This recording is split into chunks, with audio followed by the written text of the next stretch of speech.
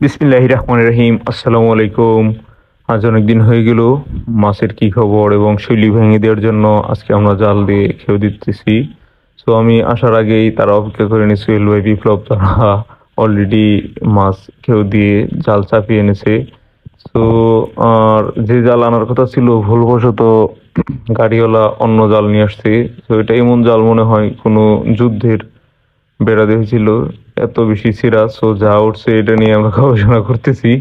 So সবাই একটু হতাশ, এত কম মাছ উঠলো এই জন্য। সো কি আর করার, সবাই সবার মতো মাছগুলো দেখেই করে, তারপরেও চাচ্ছু মাপার জন্য রেডি। সে এগিয়ে দিচ্ছে র্যাঙ্ক, সেই র্যাঙ্কে দিচ্ছি আমরা মাছ, পর্যাপ্ত কি কি মাছ, সিলভার কাপ মাছ দিতেছি এটার কি ওয়েট আসছে এটা দেখার জন্য। আর এদিকে চাচ্ছু মিটার দিয়ে মাপতেছে কি অবস্থা। আর এদিকে আমরা দ্বিতীয় খেয়ের জন্য প্রস্তুতি নিচ্ছি। কিন্তু আমাদের দুর্ভাগ্যক্রমে এই খেউটিও ব্যর্থ হই আমরা। সো তাই আর দেরি না করে যে কাঙ্ক্ষিত জাল সেটা নিয়ে আমরা নেমে পড়ি খেউ দেওয়ার শেষে। এখন দেখতে পাচ্ছেন আমি ভিডিও করতেছি, এই যে বিশাল একটি বাটার জাক ধরা পড়ছে।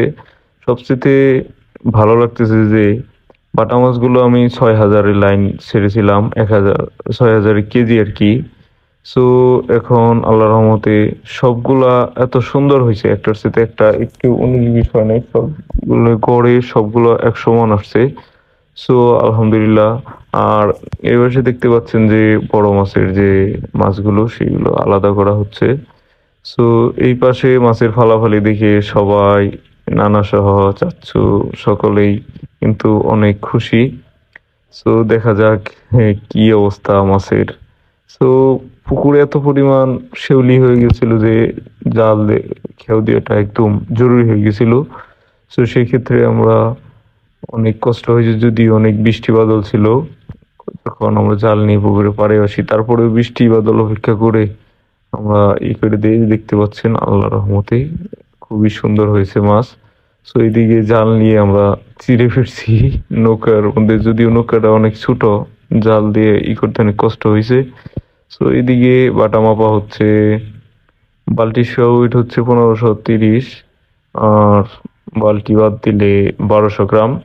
সো গোনার পর যে রেজাল্টটি এসেছে সেটি হচ্ছে 6,000 থেকে ডাইরেক্ট 250-এ নেমে আসছে কেজি। আর এদিকে আমার দেখতে পাচ্ছেন তাদের খবর নিতেছি কি অবস্থা, এই যে দেশি মাস্তানের ওপর আছে। সো আর এই পাশে জানেন আমার হাঁসের যে বাচ্চা কিছু আনা হয়েছে, স্যাঁতসেঁতে হয়ে যাওয়ার পরে পাটের সালা দিয়ে তাদের জন্য আপাতত একটু ব্যবস্থা করেছি।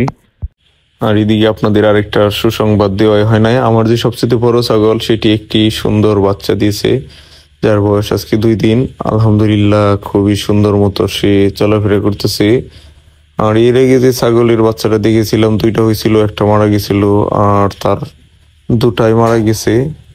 যদিও বাচ্চাটিকে বাঁচানোর জন্য আমি খুবই চেষ্টা করেছি আপ্রাণ ভাবে, রাত জেগে, মানে কি বলবো, অনেক কষ্ট হয়ে যায় বাচ্চাটি মারা যাওয়ার পর।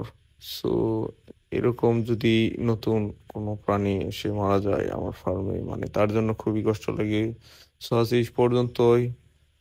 আমার জন্য দোয়া করবেন, আমার ফার্মের জন্য দোয়া করবেন। ইনশাল্লাহ আবার নতুন কোনো ভিডিও নিয়ে হাজির হব। আসসালামু আলাইকুম।